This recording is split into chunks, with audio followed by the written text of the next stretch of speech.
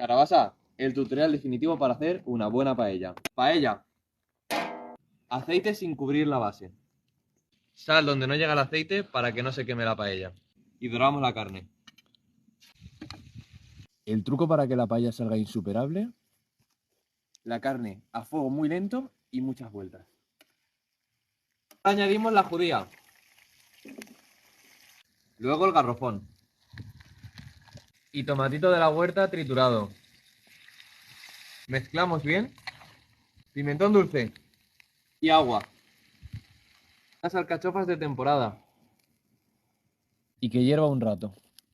Que esto es lo que le da sabor al arroz, ya lo veréis. El azafrán. Añadimos el arroz redondo denominación de origen. Lo repartimos bien. Unos toquecitos de romero. Y así queda.